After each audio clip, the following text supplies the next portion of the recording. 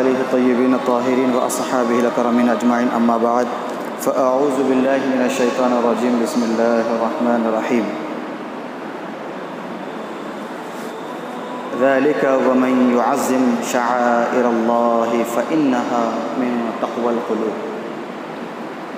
وقال اللہ تعالی فی مقام آخر ان الصفا والمروة من شعائر اللہ۔ صدق اللہ العظیم وصدق رسولہ النبی الامین الکریم ونحن علی ذلک لمن الشاہدین والشاکرین۔ ان اللہ وملائکتہ یصلون علی النبی یا ایھا الذین آمنوا صلوا علیہ وسلموا تسلیما۔ اللہم صل علی سیدنا ونبینا وحبیبنا مولانا محمد وعلی آلہ وصحبہ افضل صلواتک وعدد معلوماتک وبارک وسلم۔ محترم حاضرین سامعین کرام، السلام علیکم ورحمۃ اللہ وبرکاتہ۔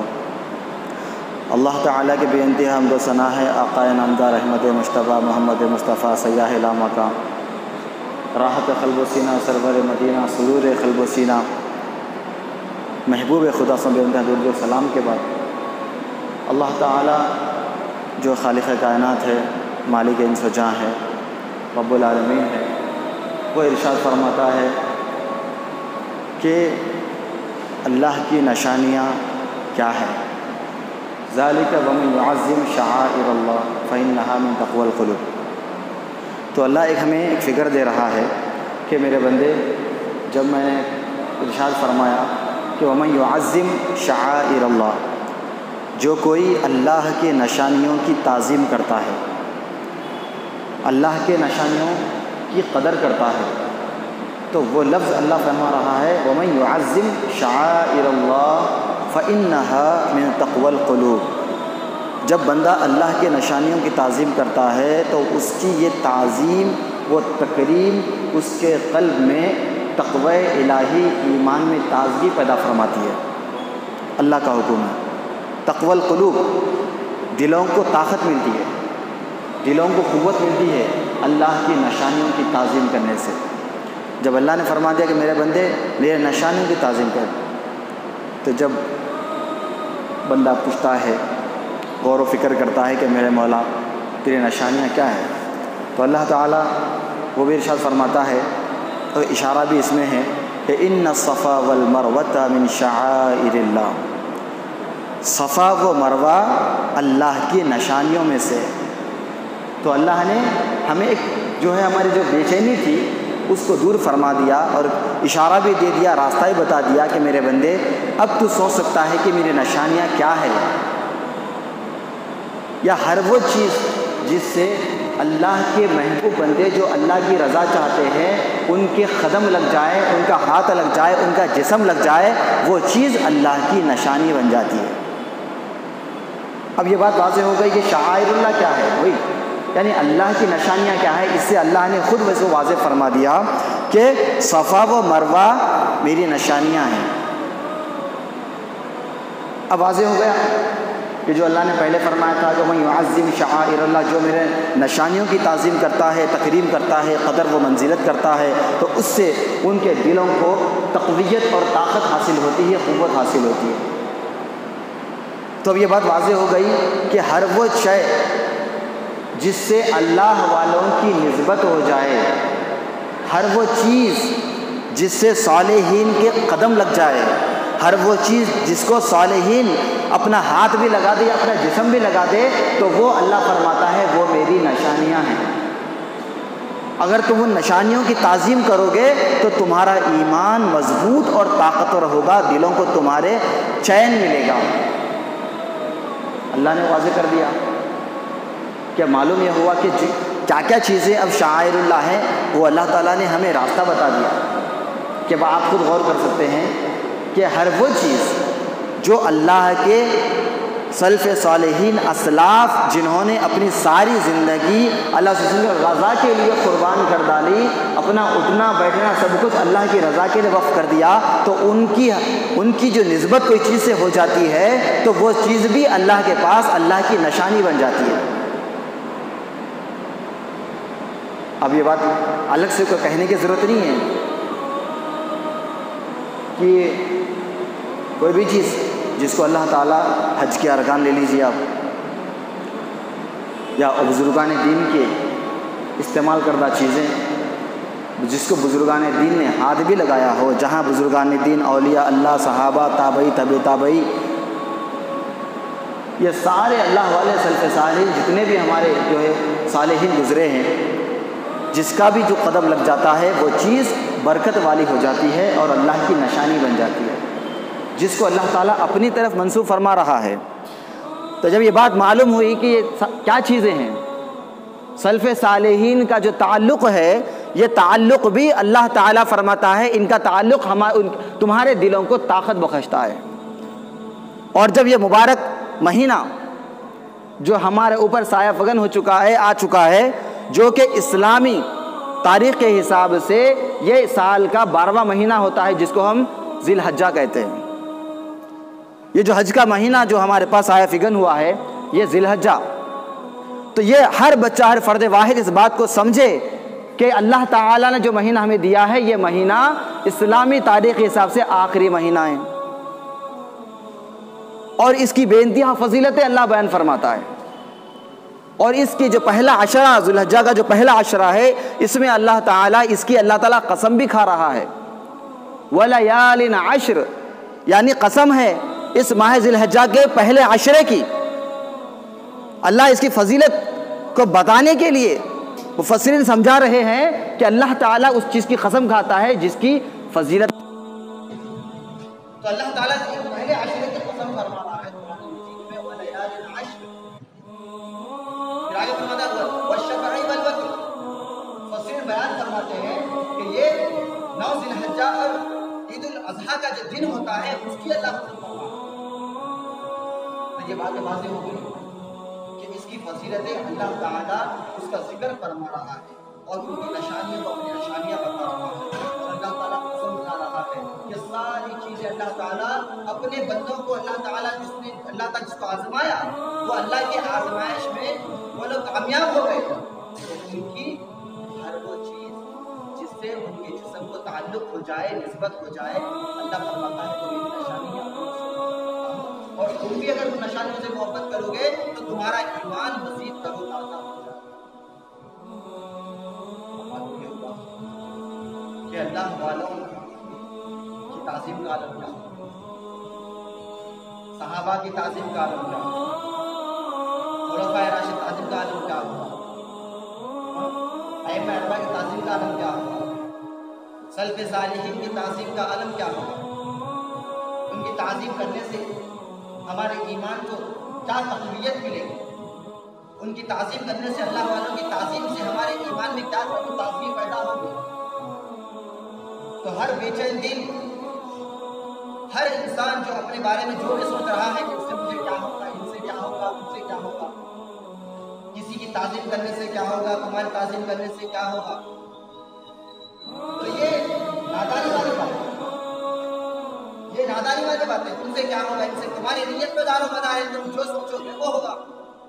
انما الاعمال بالنیات، اب کیا ہوگا، ہر چیز میں اگر پوچھیں گے آپ ان سے، ان کی تعظیم کرنے سے کیا ہوگا، ان کی قدر کرنے سے کیا ہوگا، ان کے ساتھ ہمدردی کرنے سے کیا ہوگا، ان کے رحم دلی کرنے سے کیا ہوگا، ان کو عزت دینے سے کیا ہوگا، تو ہر وہ سوال کا جواب آپ ہی کے اندر ہے، تمہاری نیت جیسی ہوگی وہ ہوگا، ظاہر سی بات ہے۔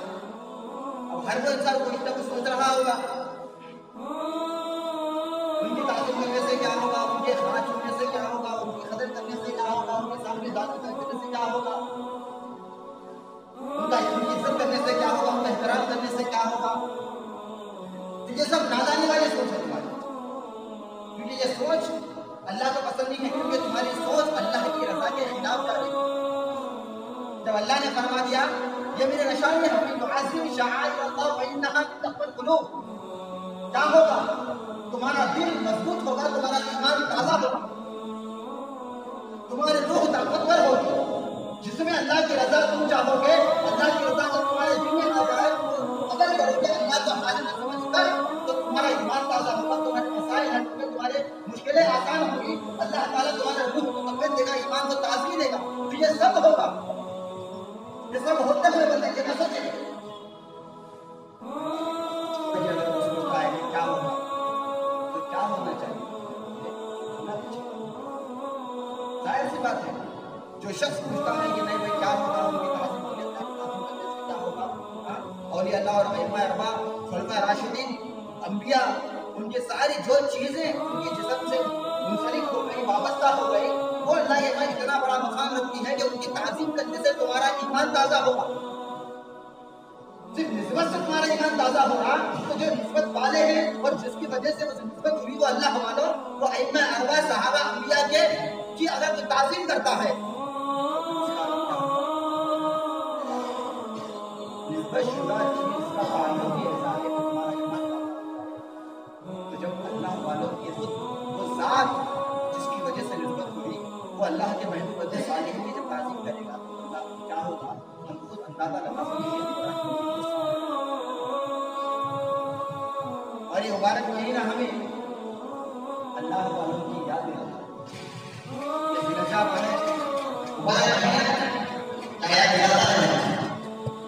کے ارادے سے نکلتا ہے. قدم قدم پر اللہ والوں کی نسبت ہے جو اپنے فرائض کو انجام دیتا ہے. ابتدا سے لے کے انتہا تک, ابتدا سے لے کے ذی الحجہ کا جو مہینہ ہے, اگر کوئی بندہ حج کو جاتا ہے یا عمرے کو جاتا ہے تو اس کی ابتدا سے لے کے انتہا تک ساری جو چیزیں ہیں اللہ کے بندوں کی نسبت سے وابستہ ہیں.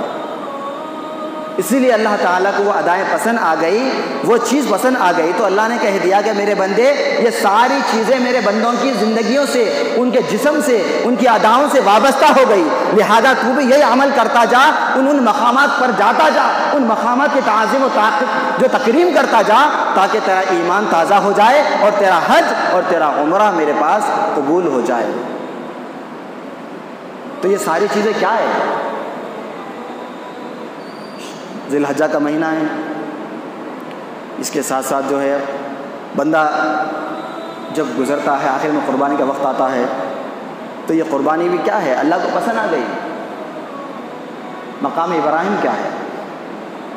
اللہ کی نشانیاں ہیں. صفا مروہ اللہ کی نشانیاں ہیں. کیوں وہ نشانیاں ہیں؟ کیونکہ وہ اللہ تعالیٰ کو وہ اس کا ذکر اللہ نے اس نے فرمایا کہ وہ اس مقام پر صالحین بندے اس مقام پر اللہ کی رضا کے لیے آزمائش سے گزرتے رہے, اور وہ آزمائش سے گزرنا اللہ کو اتنا پسند آ گیا کہ ان کے قدم اس پہاڑ کو لگے تو وہ پہاڑ اللہ کے پاس برکت والا ہو گیا. وہ پہاڑ اللہ کا برکت والا ہوا. اور نسبت کیا ہوئی کہ اللہ کی رضا چاہنے والوں کی جو بے چینی وہ عالم ابتلائی عالم میں وہ وہاں پر اللہ کی رضا تلاش کرتے رہے, بے چین کے عالم میں اوپر چڑھتے رہے. بی بی ہاجرہ کا وہ چلنا اترنا وہ بے چینی کے عالم میں اپنے لخت جگر کے لیے آنسو بہانا, تڑپنا اور اللہ کی رضا چاہنا اور پہاڑ پر چڑھنا اترنا, وہاں سے یہاں یہاں سے وہاں, یہ چکر لگانا اللہ کو اتنا پسند آ گیا کہ اللہ تعالیٰ قرآن ذکر فرما دیا کہ جب تم میری رضا کے لیے وہاں پہ چلتے پھرتے رہے تو آج کے بعد روز محشر تک ان صفا والمروہ من شعائر اللہ, یہ اللہ کی نشانیاں کہلائے گی اور کوئی نسبت نہیں ہے. ایسے تو ساری کائنات اللہ کی قدرت ہے, ساری کائنات سارے عالم اللہ کے ہیں, لیکن اللہ نے خاص کر دینا کہ نہیں صفا مروہ میری نشانیاں ہیں. تو اللہ بیان فرما رہا ہے کہ میرے بندے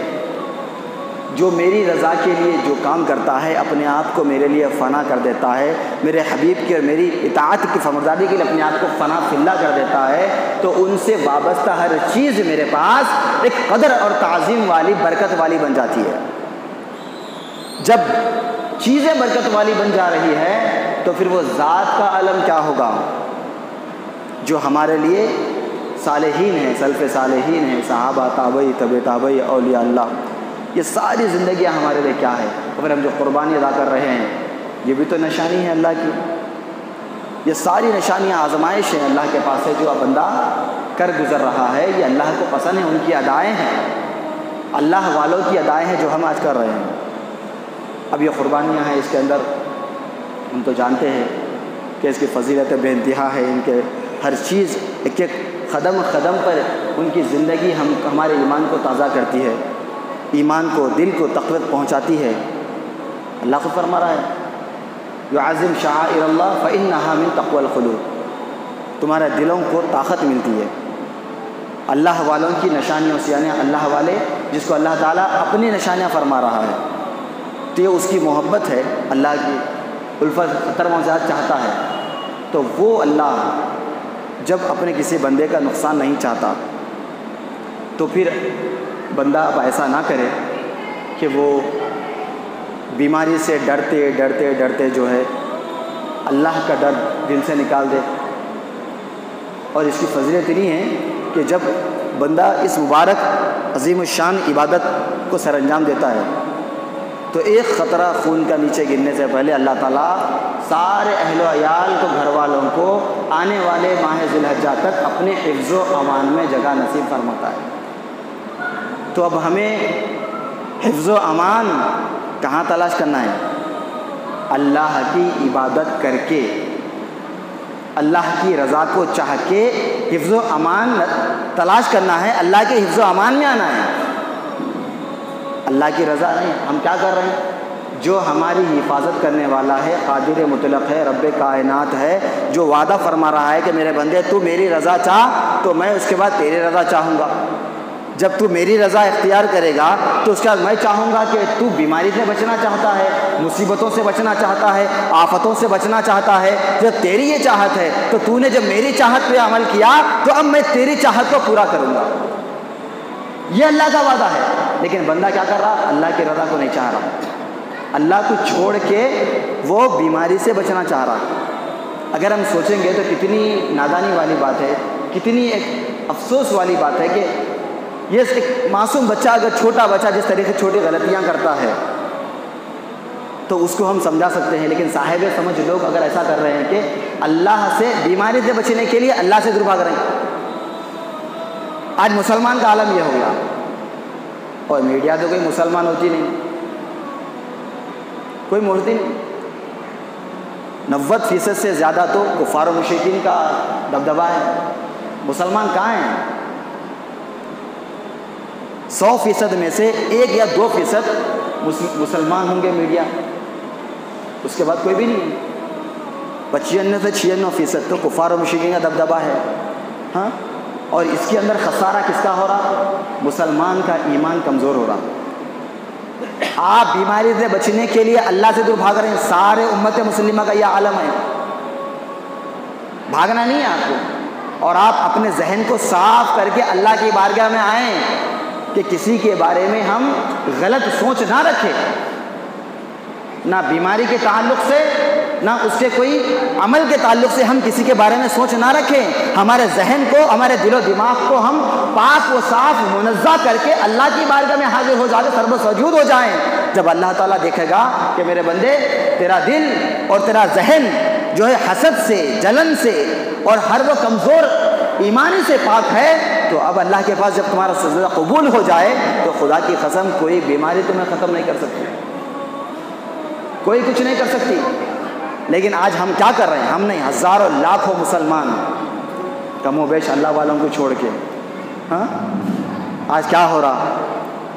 خود فیصلے کر رہے ہیں آپ، بیماری سے بچنے کے لیے آپ مسجدوں سے دور ہو جا رہے ہیں، بیماری سے بچنے کے لیے آپ نماز جمعہ سے دور ہو جا رہے ہیں۔ ہاں، آپ فرد واحد جب یہ عمل کریں گے تو اے امت مصطفیٰ، قلب پہ ہاتھ رکھ کر سوچیے، اس سے پہلے تو حکومت نے کہا کہ سب چیزیں بند، جب مسلمان بے چین تھا، بہت بے چین تھا کہ نماز پڑھنا ہے، سارے مسائل حد پار کر دیے تقوی ایمان دکھانے کے لیے۔ اب اس کے بعد جب ساری مسجدیں کھل گئی تو وہ لوگ تو زیادہ تھے، اب تو اور کم ہو گئے لوگ، مسائل پیدا ہو گئے، تو بڑی افسوس والی بات ہے۔ بس قصہ مختصر یہ ہے کہ آج ہماری جو سوچ ہے وہ اپنی ذات میں ہم سوچ رہے ہیں، اللہ سے رسول سے ہمارے نہیں ہے، لہذا ہم جو پہلے کرتے تھے آج الگ ہے، اور پہلے تو ساری چیزیں محدود تھی، اب تو سب کھل گئی، اب لوگ سمجھدار ہو گئے، تھوڑے لوگ سمجھ رہے ہیں، اللہ والے سمجھ رہے ہیں کہ بھائی ہم بیماری سے ڈرتے ڈرتے اللہ سے دور ہو گئے، نمازوں سے دور ہو گئے، نماز جمعہ سے دور ہو گئے، نماز عید تو ہونے ہی نہیں دی گئی، یہ سارے چیزیں آج ہمارے ساتھ ہوئے۔ آج اب پھر ہم کیا کر رہے ہیں اکیلے؟ نہیں، اب وہ بیماری آتی ہے، ہم جو قربانی بھی نہیں دیں گے، لہذا ہم اب جو ہے بیماری آ جاتی ہے ہم مسجد کو بھی نہیں آئیں گے، بیماری آتی ہے، لہذا آپ غور کریں ہر فرد مسلمان یہی سوچتا بیٹھے گا تو پھر مسجدیں کیوں بنائی گئی؟ کیا فیصلہ کرنا چاہ رہا؟ کیا پھر علماء کے پاس جا کے فتویٰ لے کے آتے؟ وہ اللہ کے بندے،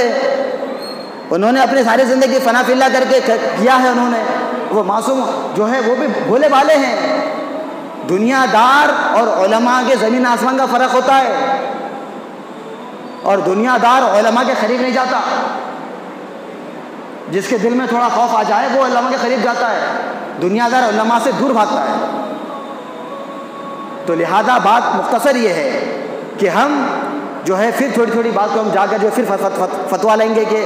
نہیں یہ ہماری بیماری ہے، ہم کیا کریں، گھر میں پڑھنا۔ بالکل اب بولیں گے آپ، علماء فرمائیں گے اگر آپ کو بیماری کو اتنا ڈر ہے تو گھر میں پڑھیے آپ، اگر آپ کو بیماری کا خوف ہے تو گھر میں نماز ظہر ادا کریے آپ، 5 وقت گھر کے باہر مت نکلیے، اگر اللہ کے گھر کو نہیں آنا ہے تو قسم خدا کی کسی کے گھر کو نہیں جانا۔ بہت اہم بات ہے، خدا کی قسم قرآن پہ حضرت کیا آپ یہ قسم کھانا کہ اگر آپ اللہ کے گھر کو نہیں آ سکتے تو زندگی میں کسی کے گھر کو نہیں جانا جب تک بیماری کا کوئی علاج نہیں نکلتا اور بیماری ختم نہیں ہو جاتی۔ اس وقت اگر تم واقعی میں خدا کا خوف، آقا سے محبت رکھنے والے ہیں، اولیاء اللہ سے محبت کرنے والے پر دل میں ذرہ بھی ایمان ہوتا تو تم یہ قسم کھانا اور تم اللہ کا فضل ہونا، بولا میرے مولا جب میں تیرے گھر کو نہیں آؤں گا تو قیامت تک، میں روز آخر سانس تک میں کسی گھر کو نہیں جاؤں گا۔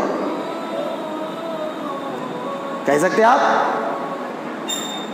کہ یہ تو ایمان کی کمزوری ہے، اور آپ علماء کا فتویٰ لینے مت جاؤ، وہ بھولے والے ہیں، ان کو پریشان مت کرو جا کے۔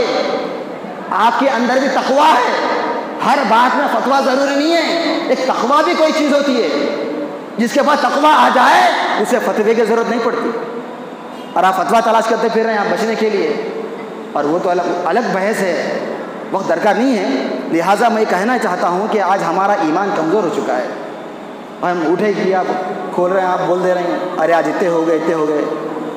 ارے اللہ وَإِذَا مَرِضْتُ فَهُوَ يَشْفِينِ، جب ہم بیمار ہوتے ہیں تو شفا کون دیتا ہے؟ اللہ دیتا ہے، شفا اللہ دینے والا ہے۔ ہم یہ نہ کریں کہ ہم اللہ سے دور ہو جا رہے ہیں بیماری سے ڈر کے، یہ احتیاط نہیں ہے، یہ ایمان کو خراب کرنے کی ایک سازش بھی ہے۔ بیماری تو کہیں بھی آ سکتی ہے۔ اللہ سے دعا ہے کہ مولا ہمارے ایمان کو تازگی بخشے، قوت عطا فرمائے، اور اس کے برگزیدہ بندوں کی نشانیوں کی قدر کے توفیق نصیب فرمائے۔ وما علینا الا البلاغ۔